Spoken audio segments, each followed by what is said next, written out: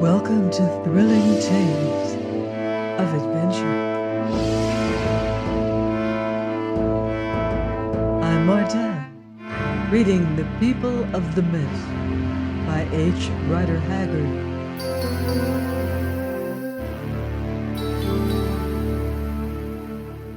Chapter 13. A Midnight Marriage. "Gone," said Pereira again. "Now, friend Pierre, before we ratify this matter by the aid of Holy Church, perhaps you will table the gold. This is a cash transaction, remember?" "Certainly," answered Leonard. "Where is that black dog of mine, the dwarf? Ah, there he is. Dog, weigh out the stuff. If you have not enough, here is more." And he unbuckled his belt, from which he had been careful to extract the ruby, and threw it to Otter. "Now, gentlemen and companions," he went on, "for I hope that we may do business together by and by, drink my health and my bride's. I've paid pretty dear for her, but what of it? A gentleman of our profession should always be ready to back his fancy, for if his is apt to be a short life, he may as well make it a merry one." "She will think the better of you, and you of her for it," cried a voice. "Here is to Captain Pierre and the girl!" And they drank, shouting aloud in their half-drunken merriment. Meanwhile Otter, advancing with obsequious steps, was pouring handful after handful of gold coin and ingots into the large scales which Pereira caused to be held before him. At length all the gold was in, a shining heap. "The balance does not turn," said Xavier. "I claim the girl." "Bess," said Otter in a low voice and speaking in Dutch, "have you more gold? The weight is short." Leonard glanced carelessly at the scales. They were trembling on the turn. "As much as you like," he said, "but here's what will do it." And drawing off his signet ring, he threw it on the pile. The ruby accepted. It was the last thing of value that he had about him. Then the scale vibrated and sank down. "Good," said Pereira, rubbing his hands at the sight of so much treasure. "Bring me the acid that I may test the stuff. No offense, stranger Pierre, but this is a wicked world in which brass has passed for gold before today." The acid was brought, and the ingots were tested at hazard, Pierre holding them up to the light of a lamp. "They're good," he said. "Now, Father, do your part." The priest Francisco stepped forward. He was very pale and seemed terrified. Leonard, watching him, wondered what had brought him into such company, for the man's face was good and even refined. "Dom Antonio," said the priest in a soft, girlish voice, "I protest against this.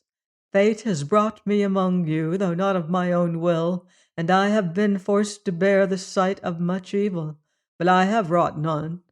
I have shriven the dying, I have ministered to the sick, I have comforted the oppressed, but I have taken no share of the price of blood.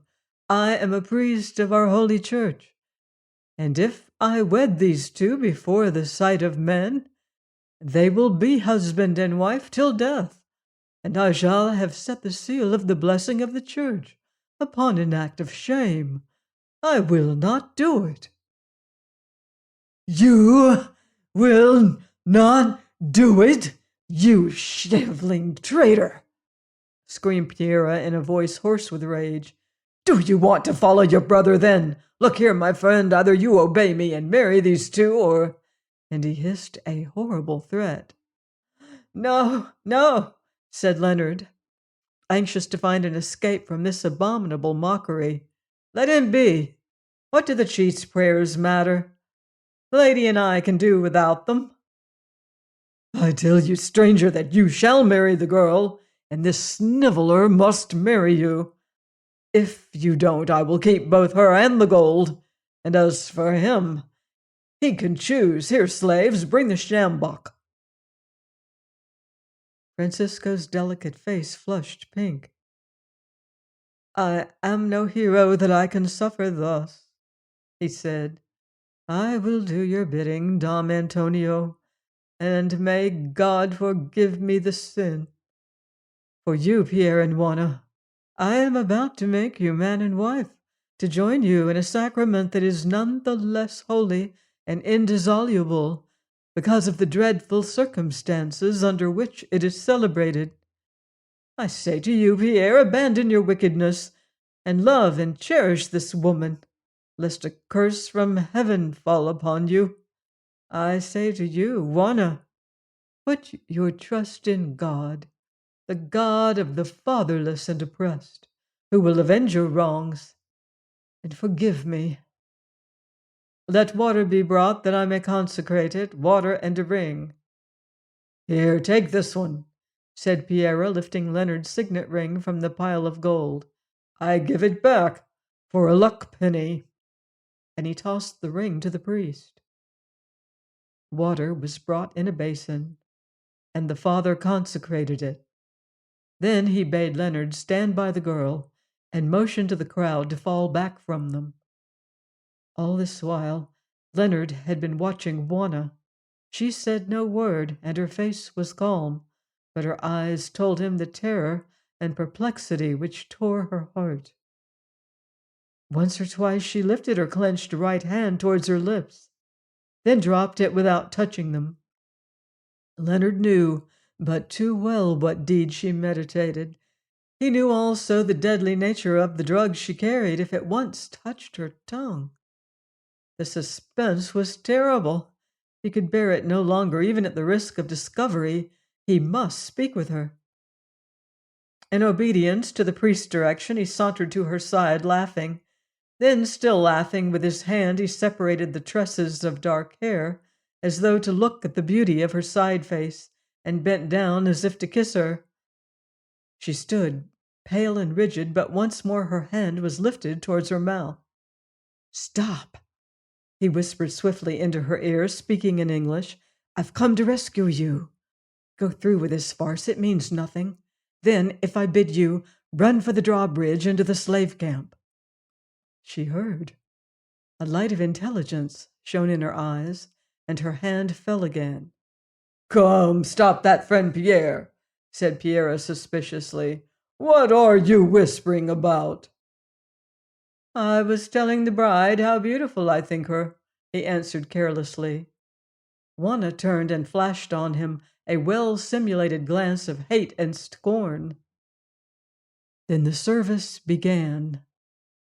The young priest was gifted with a low and beautiful voice, and by the light of the moon he read the ritual of marriage so solemnly that even the villains who stood round ceased their jokes and sneers and were silent. All things were done in order, though Juana made no reply to the usual questions. With much sham courtesy, the loathsome Pereira presided over the ceremony. Their hands were joined, the ring was set upon Juana's finger, the blessing was pronounced, and it was finished. All this while Leonard stood like a man in a dream. He felt as though he were really being married. It even came into his mind, as he looked upon the loveliness of the mock bride at his side, that a worse fate might befall him. Then of a sudden he woke from his reverie. The farce was played. Now they must strive to escape. "There, that is done with, Dom Antonio," he said. "And I think I heard this lady whisper that with your permission we will bid you good-bye. My canoe—" "Nonsense! You will stop here tonight," said Pereira. "Thanks, I think not," answered Leonard. "Tomorrow I may return to do a little business of another kind. I have a commission for about 50, at a good price, for the right sort." As Leonard spoke thus, glancing to the east, he saw dense masses of vapor rising into the air far away. The damp reeds were fired at last. The settlement men had not failed in their task, and soon the flames would be discovered. He must be gone, and swiftly. "Well, if you must, you must," answered Pereira, and Leonard observed that he looked relieved as he said it. He did not know the reason at the time. It was this. Juanna had told him that the man who bought her would find his death in it. He had a superstitious fear of the girl, and believed her. Therefore he was glad that her purchaser should go, lest it might be said that he had murdered him in order to retain both the woman and her price. So he bade him farewell, and Leonard turned to depart, followed by Otter and Juanna, whom he led by the hand. All might have gone well for that time had it not been for an unlucky chance. Leonard's scheme was to walk towards the water gate, but if no better plan of reaching it should offer, to turn suddenly and run for the drawbridge, where Soa and the others would be waiting, and thence whither without the people of Mavum to escape up the banks of the Zambesi.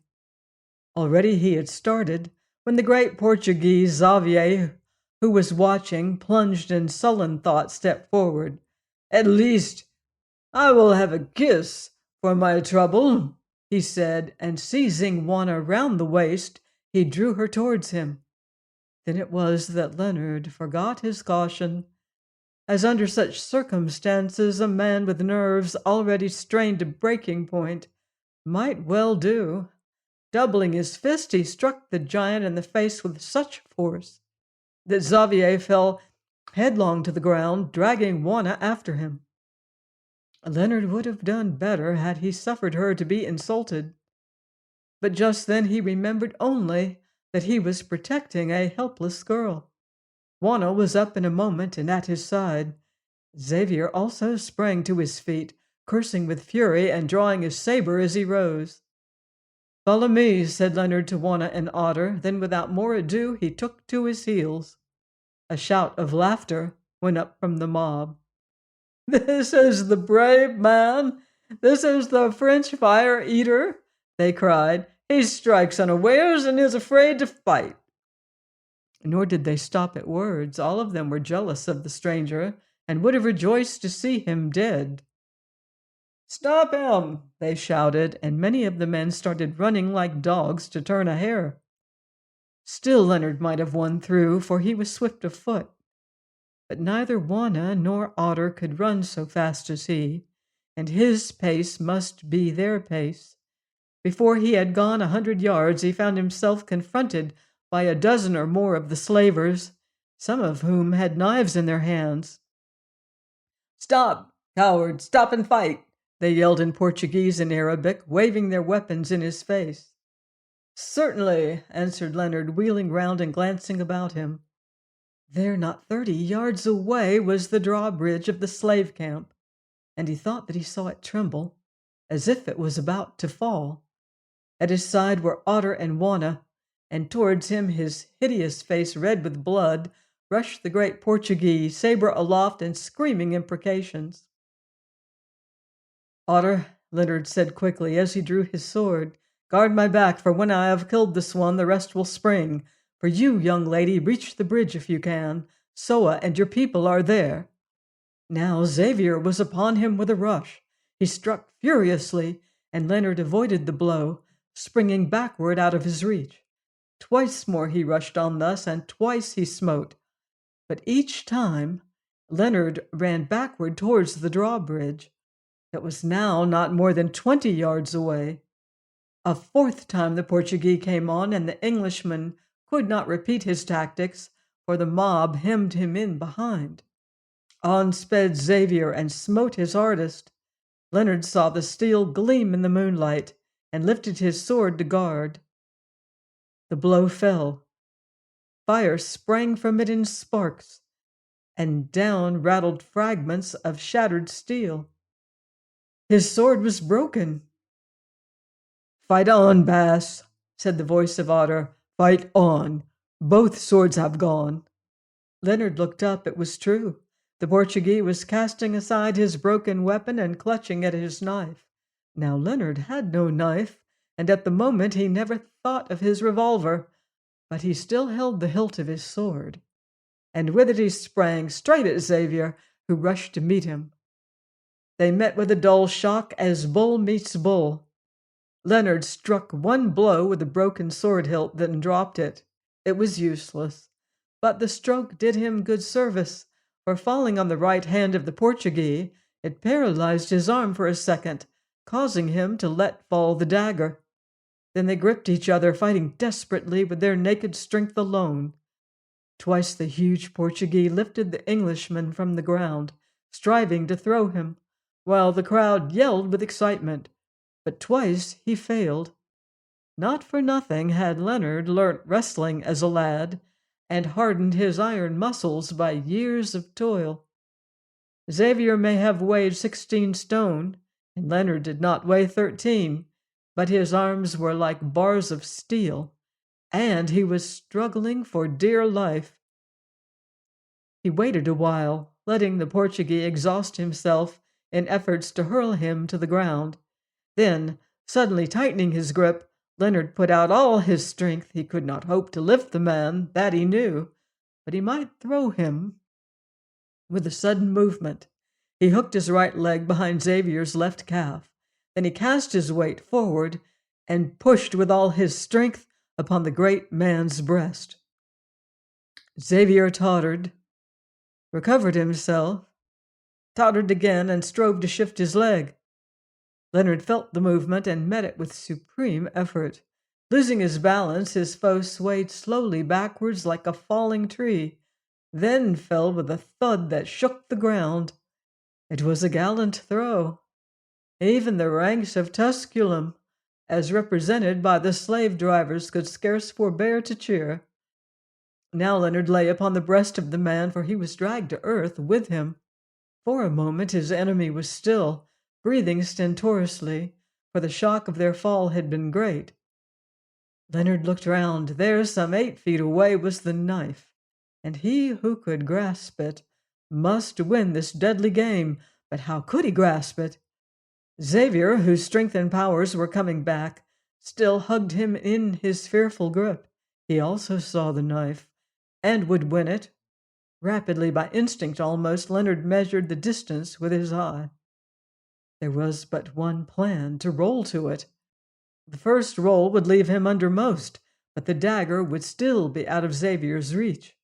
Then, could he succeed in turning him upon his back once more, Leonard would be uppermost again, and if he was able to free his hand, it might grasp the weapon. It was a terrible risk, but he must take it. He lay motionless a while, husbanding his force, and the Portuguese surged and heaved beneath him. He could feel the muscles of his mighty frame start up in knots as he struggled. At last Leonard let him have his way, and over they went, the two of them. Now Xavier was uppermost, and the mob yelled in triumph, for they thought that the stranger's strength was spent. "The knife! The knife!" gasped Xavier, and one of his servants sprang forward to give it to him. But Otter was watching, and started out of the press, naked saber in hand. His fierce and ugly face was twitching with excitement, his black eyes shone, and his vast shoulders worked to and fro. To Juanna, fascinated by the fearful struggle, the dwarf looked like some black gnome, like a thing of supernatural power, half toad, half human. "He who touches the knife dies," he said in guttural Arabic, stretching out his long arm and saber over it. "Let these cocks fight it out, my masters." The man shrank back. He also was afraid of Otter, deeming him uncanny, nor did any other interfere. Now came the moment of death or victory. As he could not reach the weapon, with a sudden movement, Xavier freed his right hand and grasped the Englishman's throat. But to do this, he must lessen the pressure on his breast. Leonard felt the grip, and the knowledge that his end was at hand renewed his powers. Twice he writhed like a snake, gripping the ground with the muscles of his back and legs. Once he swung his frame to the right, then a vast effort, and lo! Xavier turned slowly over like a log of wood, and again Leonard lay upon his breast. Leonard lay upon his breast, and his right arm was free and within reach of the dagger. But the giant's grasp of his throat was cruel. The blood drummed in his ears, and his senses began to fail. No, he would not die thus, and leave the girl helpless. Where was it? He was blind. He could see nothing but her white face. He must get free. Ah, he knew now. They thought that he was spent. See, his head fell, when suddenly he lifted himself and heaved up his arm. Crash! It came full on the forehead of Xavier, and that, in its turn, was pillowed on the stony earth. The grip slackened. Crash again, and a fearful and despairing blow. Leonard's throat was free, and the air rushed into his bursting lungs. Now he could see and grasp the knife. But there was no need to use it. The great man beneath him flung his arms wide, shivered, and grew still.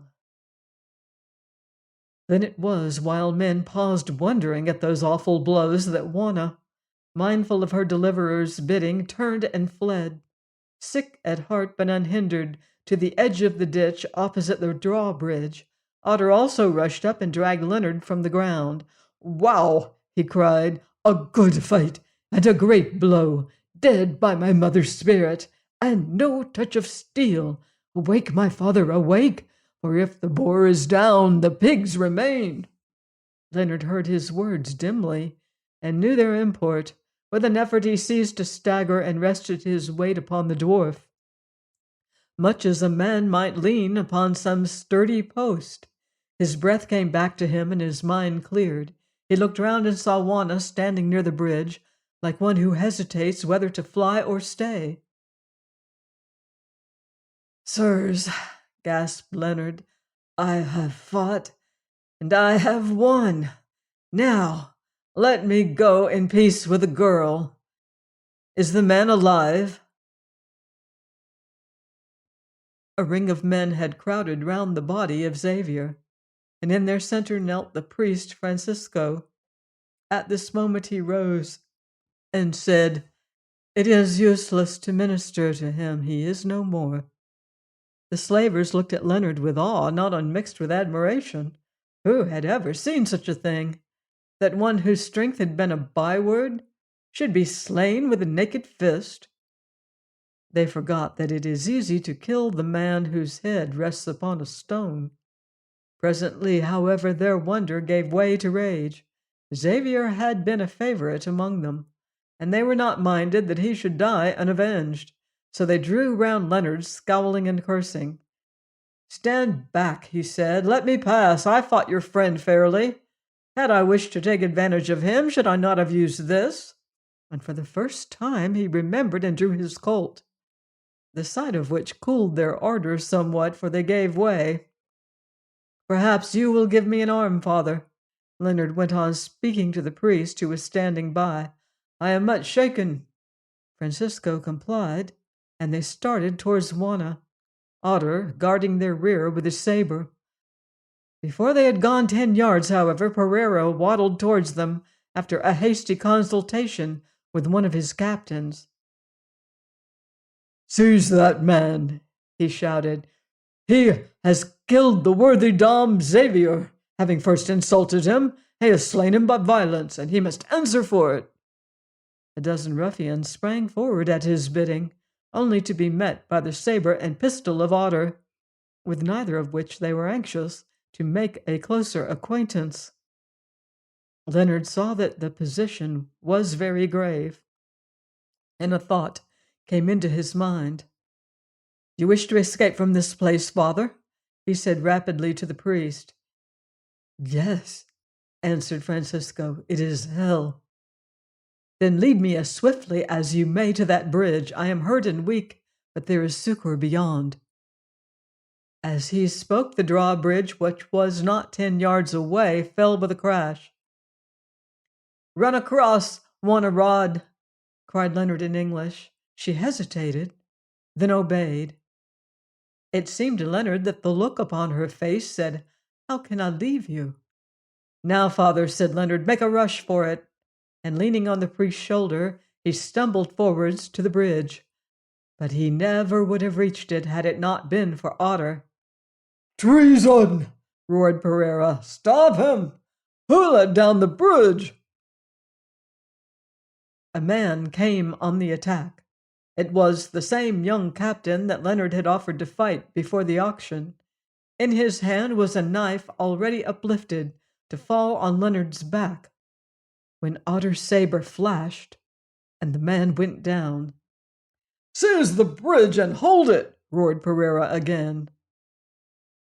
"Wind up! Wind up!" yelled Otter in answer, as with saber and pistol he held back the mob. Those on the further side obeyed with such a will that Leonard and the priest rolled down the slanting planks. "Otter!" cried Leonard. "Good God, he will be killed!" By way of answer, Otter fired the last barrel of his pistol. Then, with a yell, before his foes could close upon him, he sprang like a wildcat straight at the iron chains of the bridge, which were used to secure it in its place when needful. At the moment they hung 4 feet or more above his head, but he grasped them and shouted to Soa to hoist away. A man attempted to seize his legs, but Otter kicked him in the face and he fell into the water. Next second he was out of their reach and rapidly rising high into the air. Some threw knives, and some fired pistol shots after him, but none of these touched him. "Ah, yellow devil!" the dwarf cried as he swung. "Look behind you! There is another devil, yellower and fiercer than you!" Pereira turned, and all his company with him. And at that moment, with a crackling roar, a vast sheet of flame burst up from the morass. The reeds had caught at last in good earnest, and the strengthening wind was bringing the fire down upon them. Please join me next time for another exciting chapter of The People of the Mist by H. Rider Haggard, here on Thrilling Tales of Adventure.